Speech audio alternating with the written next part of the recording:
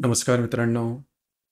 आजच्या या व्हिडिओमध्ये आपण चर्चा करणार आहोत 10 ऑक्टोबर ज्यांची जन्मतारीख आहे, त्यांचं संपूर्ण व्यक्तिमत्व, त्याचप्रमाणे येणारं संपूर्ण वर्ष हे नेमकं कशा प्रकारचं असेल, या संदर्भातली चर्चा आपण या व्हिडिओमध्ये करणार आहोत.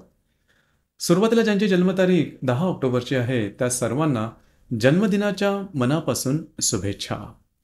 येणारं संपूर्ण वर्ष हे तुमच्या सर्व इच्छा, आकांक्षा पूर्तीचं ठरो, हीच आमची सदिच्छा. यांच्या व्यक्तिमत्वाबद्दल सांगायचं झालं तर अतिशय खास आणि एक वेगळ्याच प्रकारचं यांचं व्यक्तिमत्व असतं, नजरेत भरण्यासारखं असतं.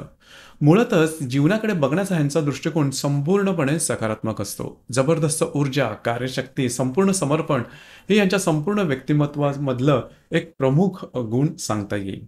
कुठलंही काम करायचं तर ते बेधडक, बिनधास्त आणि संपूर्ण ऊर्जेनिशी, हा भाग यांच्यामध्ये खूप चांगल्या प्रकारे दिसून येतो. दुसऱ्याची मदत घेणं, दुसऱ्याकरता काम करणं किंवा दुसऱ्यावर अवलंबून राहणं, वाट बघत राहणं, हा भाग यांच्या व्यक्तिमत्वात तुम्हाला कधीही दिसणार नाही. मुळातच जे काही करतात ते सर्वोत्तम, इतरांपेक्षा वेगळं, इतरांना दिशा देणारं, हा भाग यांच्यामध्ये खूप चांगल्या प्रकारे दिसून येतो. राहणीमानाच्या बद्दल सांगायचं झालं तर अतिशय सुव्यवस्थित, नीटनेटकं, टापटीप आणि आधुनिक राहणीमानाकडे यांचा कल असतो. याचप्रमाणे ब्रँडेड कपडे घालणं, परिस्थिती असो वा नसो, नीटनेटकेपणा, स्वच्छता आणि त्यांच्या विचारांचा आणि एकंदरीत व्यक्तिमत्वामधला हा जो भाग आहे, हा सर्वात जास्त ठळकपणे दिसतो. बोलणं किंवा वाणी किंवा संवाद साधण्याची कला ही त्यांच्याकडे थोडी वेगळीच असते. जे काय बोलायचं ते बिनधास्त बोलायचं आणि टू द पॉइंट बोलायचं. पहिली महत्त्वाची गोष्ट म्हणजे यांना दुसऱ्यांना खुश करण्यासाठी उगाच काहीतरी साखर पेरणी करणं, हा भाग यांना अजिबात आवडत नाही. त्यांच्या तो व्यक्तिमत्वाचाच मुळात भाग नाही. जे काय असेल, जे हृदयात असेल तेच त्यांच्या ओठावर दिसतं आणि त्यामुळेच बऱ्याच वेळा यांचे वैयक्तिक नातेसंबंधामध्ये थोडीशी नाराजी होते. माणसं यांच्यापासून थोडंसं लांब राहणं पसंत करतात. कारण यांची वाणी थोडीशी तिखट असते. परंतु लक्षात घ्या, याच त्यांच्या गुणांमुळे या व्यक्ती आहेत त्या विश्वासार्ह सुद्धा असतात. म्हणजे याच्यावरती तुम्ही विश्वास ठेवू शकता, विश्वासपात्र असतात असं म्हणायला काहीच हरकत नाही. दुसरी महत्त्वाची गोष्ट म्हणजे यांचा जीवनाकडे बघण्याचा दृष्टिकोन लार्जर दॅन लाईफ असतो. खूप मोठी यांची स्वप्न असतात आणि ती स्वप्न पूर्ण करण्याकरता जबरदस्त जे हार्ड वर्किंग आहे किंवा जी मेहनत करण्याची तयारी आहे, संपूर्ण समर्पण, महत्त्वाकांक्षा, जिद्द, चिकाटी, या सर्व गोष्टी यांच्यामध्ये अगदी जबरदस्त प्रमाणात दिसून येतात. आपली स्वप्न पूर्ण करण्याकरता दिवस रात्र मेहनत करतील आणि ती स्वप्न पूर्ण करूनच सोडतील. हा भाग यांच्यामध्ये जबरदस्त दिसून येतो. डिसिप्लिनपणा सुद्धा, शिस्तप्रियता सुद्धा यांच्यामध्ये खूप चांगल्या प्रकारे दिसून येते. दुसरी महत्त्वाची गोष्ट म्हणजे लीडरशिप क्वालिटीज. म्हणजेच एखाद्या ग्रुपला लीड करणं किंवा इतरांना ज्या गोष्टी जमत नसतील त्या स्वतः करून दाखवणं, लीड बाय एक्झाम्पल ज्याला आपण म्हणतो, हा भाग यांच्यामध्ये खूप चांगल्या प्रकारे दिसून येतो आणि मनाचे सुद्धा खूप मोठे असतात. जर का तुम्ही यांच्याबरोबर वावरत असाल आणि तुमच्याकडून काही चूक झाली आणि तुम्ही अगदी मागचा पुढचा विचार न करता जर का माफी मागितली, तर बिनधास्तपणे तुम्हाला माफ करण्याची तयारी सुद्धा यांच्याकडे दिसून येते. म्हणजे एकंदरीत ही जी माणसं असतात ती राजासारखी असतात. राजासारखं हृदय यांच्याकडे दिसून येतं. याचप्रमाणे ह्या ज्या व्यक्ती असतात, जीवनामध्ये अगदी व्यवस्थितपणे स्थावरता यांना दिसून येते किंवा यांच्यामध्ये येते. दुसरी महत्त्वाची गोष्ट म्हणजे नोकरी करणं, कोणाच्या अंडर काम करणं हे यांना तसं आवडत नाही. यांना स्वातंत्र्य हवं असतं आणि त्या स्वातंत्र्याचा उपभोग घेऊन संपूर्णपणे वेगळं काही काम करणं हे त्यांना आवडतं. त्याच्यामुळे नोकरीमध्ये हे सहसा रमत नाही. परंतु जे काम हाती घेतील, जर का एखाद्या बिझनेसमध्ये जरी असतील, तरी जे काम हाती घेतील ते अगदी व्यवस्थितपणे पूर्ण करून दाखवतील. एखादी गोष्ट होत नसेल तर त्याकरता संपूर्णपणे झटतील.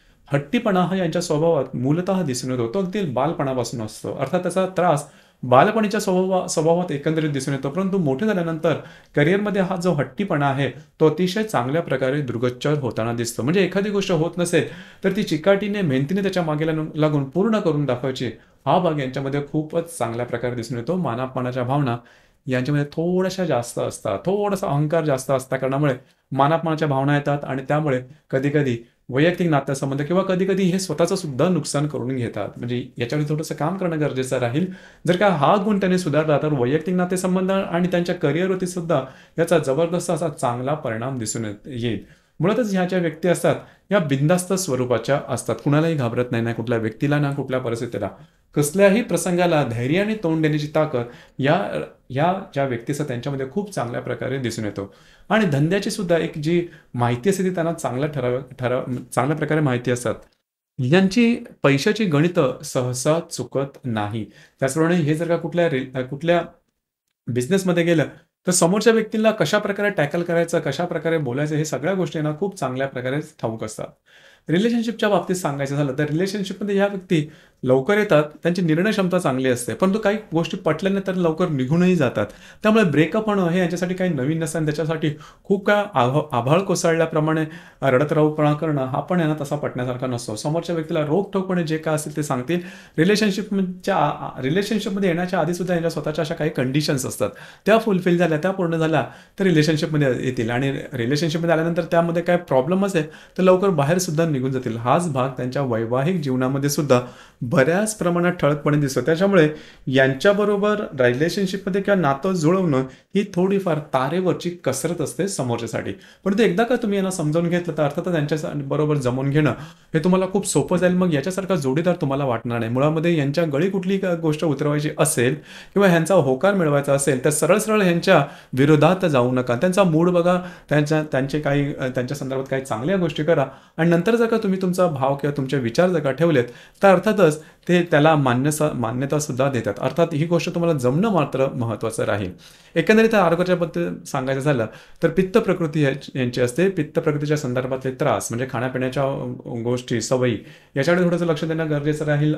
स्किन एलर्जी थोडी होऊ शकते. डोक्याला मार लागणं, कापणं लागणं, खरचटणं, फ्रॅक्चर होणं अशा प्रकारचे अनुभव, डोक्याला मगाशी सांगितल्याप्रमाणे थोडा त्रास वगैरे, डोक्याला मार लागणं वगैरे असा प्रकार होऊ शकतो. तर या संदर्भात थोडीशी काळजी घेणं महत्त्वाचं आहे. या ज्या व्यक्ती असतात त्या थोड्याशा आखीव-रेखीव असतात. टेक्निकल नॉलेज यांना खूपच चांगल्या प्रकारचं असतं.